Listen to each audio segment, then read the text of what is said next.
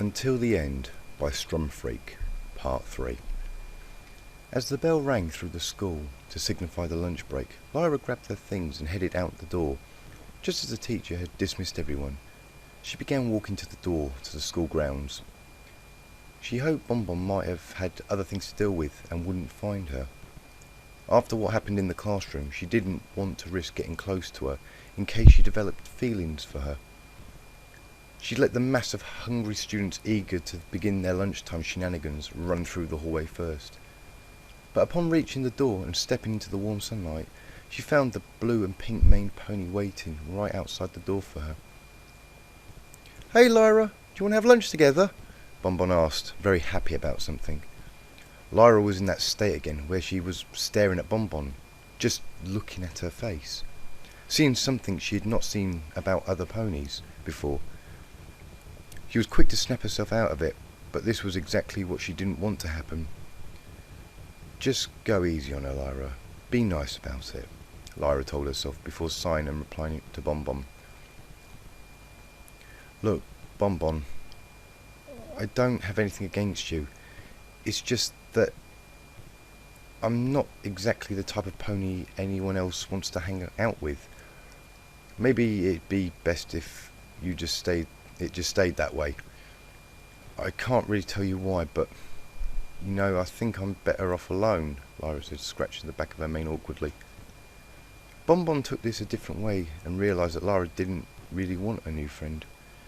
She felt a little water welling in her eyes, but dismissed it, knowing that they weren't really great friends, or at least not that great that she needed to cry about it. "Are you crying?" Lyra asked, starting to feel bad, wondering if she may have really hurt her feelings. "No. Well, the day was just turning out really well. Don't worry about it. I'm sure I'll find some pony else to sit with," Bon Bon mumbled, turning around. "Oh, jeez, Bon Bon, I'm sorry. I didn't mean to upset you. It's just not many others around here would really be friends with some pony like me," Lyra said, starting to feel like she'd been a little harsh. "Maybe it's because you don't give them the chance to get to know you," Bon Bon replied sadly before walking away slowly in another direction. Lyra started to feel bad, very bad now, seeing how upset she'd managed to make Bon Bon just by her bad choices of inactions. "Bon Bon, wait," Lyra called to her. You can sit with me if you still want to," she said, again scratching the back of her mane. Bon Bon turned around and felt a smile brighten up her expression again. "Maybe the day won't be so bad," she thought to herself. "Really?" Bon Bon just to make sure Lyra was okay with the decision. In all honesty, and in her mind, Lyra wasn't sure, but she knew she'd feel guilty if she didn't at least give her one chance. She let out a sigh and took in a big breath. "Yeah, come on. I'll show you where I usually sit," Lyra said, trying to avoid direct eye contact. There was something about Bon Bon's eyes that she found absolutely fascinating, but she couldn't quite tell what it was. Lyra had a quiet spot away from all the noisy students enjoying their break, and she and Bon Bon sat there and talked for the whole half-hour first break about anything that came to mind. Normally constant chatter would bug Lyra, but she was actually enjoying the conversation to her surprise, and the company was a very nice change from what last year were lonely, quiet breaks. If she wasn't talking, Lyra could do was just smile and just watch Bon Bon's eyes. She was shocked by how beautiful Bon Bon looked when her straight flowing blue and pink highlighted hair was picked up by a gust of wind. There was no way out for her now. In just one break with the mare she was entranced, and her meagre attraction only kept growing with every new beautiful thing she discovered about Bon Bon. "I think I broke her nose for it, and that was the only time I ever really got into trouble at my school. But I mean, if someone insults your BFF, you normally won't react very nicely." Bon Bon finished, making Lyra crack up, laughing a little. "I've seen fights here, but nothing as serious as broken stuff." "What's a BFF, by the way?" Lyra asked. "A best friend forever," Bon Bon replied, just as the bell was to signify the end of the break. Well, I actually enjoyed this a lot more than I thought I would. Thanks for still sitting with Bon Bon. I'm sorry I upset you before, though, Lyra apologised. Don't worry about it. It's fine. I'll see you next break, Bon Bon asked. Absolutely, Lyra happily agreed. The pair walked back to the school together and departed until the next break. Enthusiastically waiting for it to come, Bon Bon sat and talked to Debbie for the next 45 minutes about whatever topic they found interesting. Plus some of the things she talked about with Lyra beforehand. Derby always seemed to have things to do during the break, so Bon Bon would talk to her occasionally in classes and spare time, and would sit with Lyra every day at lunchtime under the same tree, and talk about the same pointless things that came to mind. Lyra was happy that she actually had a reason to look forward to school every day. Bon Bon was proud to tell her mother that afternoon that she was happy to have moved schools and had made 2 great friends already, and she was quite proud of her daughter, as not only had she made her first day worthwhile, but she also acquired her cutie mark. The whole day was a shining memory for Bon Bon and Lyra, as they both discovered things about themselves, and other than made them feel better about the dull troubles that they had experienced before meeting each other.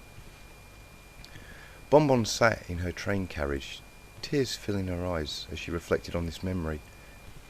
It took this to make her realise that she'd regretted even getting angry at Lyra, let alone left her for as long as she did. Lyra too cried on reflection of a beautiful memory. The emotional strain was becoming quite unbearable, and she was starting to lose hope that Bon Bon was going to come back. In unknown unison, the pair thought about each other and craved their presence.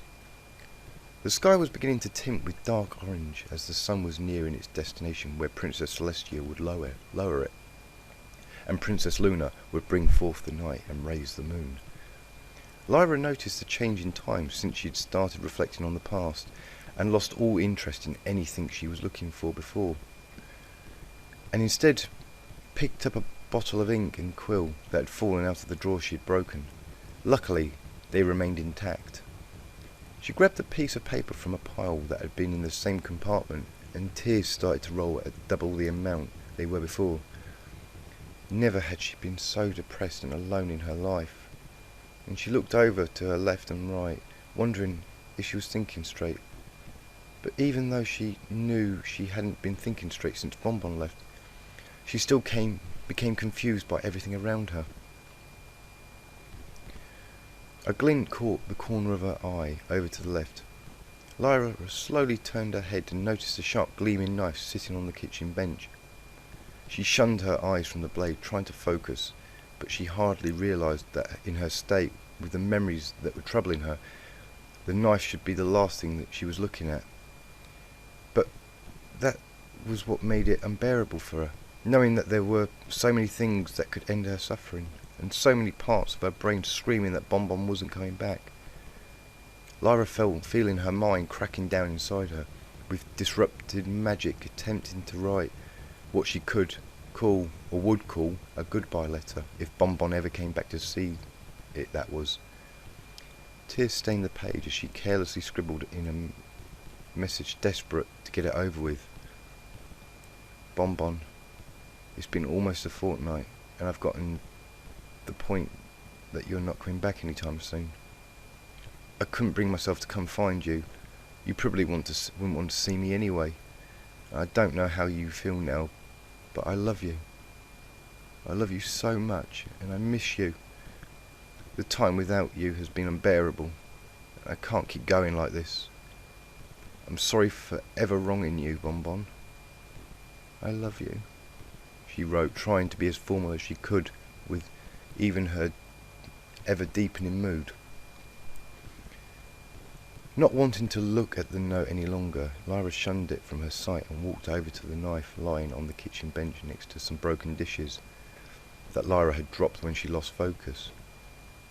Wobbly and unable to pay a lot of attention, she levitated the knife and pressed it lightly against her throat, trying to clench her teeth and hold back tears while she thought about what she was about to do.